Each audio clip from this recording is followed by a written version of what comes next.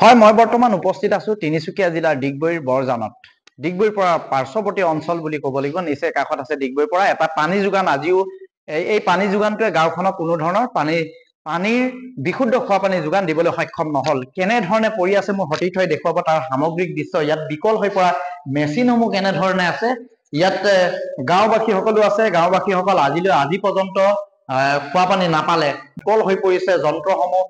এই যন্ত্ৰসমূহ বিকল হৈ পৰাত বিভাগীয় কৰ্তৃপক্ষক জনাইছিলে, এওঁলোকে গাঁওবাসীয়ে জনোৱা পাছতো কোনো ধৰণৰ ব্যৱস্থা গ্ৰহণ নকৰিলে আৰু এনেধৰণে এতিয়া পৰি ৰৈছে। আৰু স্থানীয় গাঁওবাসী আছে, তেওঁলোকৰ পৰা এই সবিশেষ জানিবলৈ চেষ্টা কৰিম। মহাযোগান আঁচনিটো উদ্বোধন কৰিছিলে আৰু কিমান বছৰ হ'ল আৰু কেনেধৰণে আছে?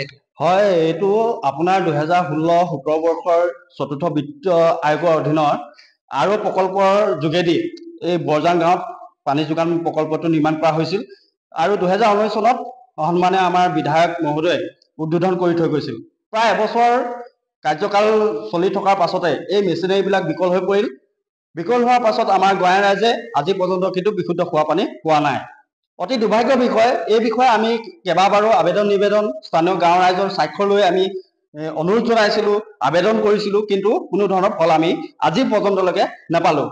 গতিকে আমি আপোনালোকৰ এই মাধ্যমৰ যোগেদি এটি কাটৰ অনুৰোধ জনাব বিচাৰিছোঁ। আমাৰ সন্মানীয় বিধায়কে হওক বা ইয়াৰ স্থানীয় যিসকল প্ৰতিনিধি আছে, আমি বিভাগীয় ইয়াৰ যি বিষয়াসকল আছে, তেখেতসকললৈ আমাৰ অনুৰোধ যাতে আপোনালোকে ইয়াত পৰ্যবেক্ষণ কৰি আহি আমাৰ এই বিকল হৈ থকা মেচিনটো বা ইয়াৰ যি প্ৰকল্পটো, এই প্ৰকল্পটো খুব সোনকালে মেৰামতি কৰি আমাক এই গোৱাই ৰাইজক বিশুদ্ধ খোৱা পানীৰ পৰা আমাক বঞ্চিত নকৰি এটুপি খোৱা পানী দিয়াৰ ব্যৱস্থা কৰি দিয়ে। তাৰ বাবে আমি পুনৰবাৰ এই মাধ্যমৰ যোগেদিয়ে অনুৰোধ জনাইছোঁ। হয়, ধন্যবাদ জনাইছো। আৰু এই বৰ্তমান এই নিৰ্বাচন আহি আছে, কি আহ্বান জনাব? যি প্ৰক্ষেপিত প্ৰাৰ্থী বিজয়ী হ'ব তেওঁক কি আহ্বান জনাব গাঁওখনৰ উন্নয়নৰ? হয়, আমি মানে কি হৈছে, আমাৰ এই যিটো খোৱা পানী যোগান আঁচনিটো, সেইটো এবছৰ চলাৰ পিছতে বন্ধ হৈ গ'ল। কিন্তু আমি যিমান এতিয়া আমাৰ গাঁৱৰে এতিয়া জনপ্ৰতিনিধি আছে, আমাৰ মেম্বাৰ আছে, প্ৰেচিডেণ্ট আছে, তেখেতলোকৰ থ্ৰুৱেদিও আমি গৈ এইটো বিভাগীয় কৰ্তৃপক্ষক আমাৰ যিটো দুৰ্দশা সেইখিনি আমি তেখেতলোকক জনাইছিলোঁ। তাৰপিছতো তেখেতলোকৰ পৰা আমি সহানুভূতিতা আজিলৈকে পোৱা নাই।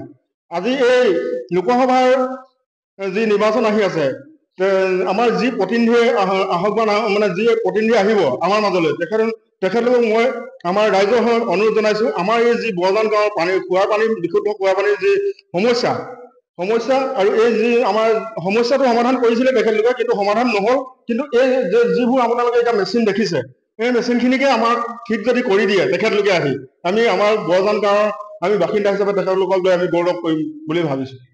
ধন্যবাদ জনাইছো। এয়া আছিল গাঁওবাসী যথেষ্ট অসন্তোষ প্ৰকাশ কৰিছে। বিশেষকৈ ইয়াত বিশুদ্ধ খোৱা পানীৰ ইয়াত অসুবিধাৰ সন্মুখীন হৈ আছে। বিশেষ এটা কথা উল্লেখ কৰিব লাগিব, তৈলনগৰী ডিগবৈ নিচেই কাষত আছে আৰু ডিগবৈ আৰু ই এক পাৰ্শ্বৱৰ্তী অঞ্চল উল্লেখযোগ্য। ইয়াত এনেধৰণে পৰি ৰৈছে যিসমূহ যন্ত্ৰ পানী যোগান, এইসমূহ বিকল হৈ আছে। এইসমূহ পুনৰ সক্ৰিয় কৰি এই গাঁওবাসীক বিশুদ্ধ খোৱা পানী যোগান ধৰক, এয়াই আমাৰ তৰফৰ পৰা আহ্বান। আৰু গাঁওবাসীয়েও আহ্বান জনাইছে যে বৰ্তমান সময়ত যি লোকসভা নিৰ্বাচন আহিছে, নিৰ্বাচনত যিগৰাকী প্ৰাৰ্থীয়ে তেওঁলোকে সুন্দৰভাৱে এইসমূহ কাম কৰি দিব আৰু গাঁওখনৰ উন্নয়ন কৰিব, তেওঁলোকে ভোটদান কৰিব।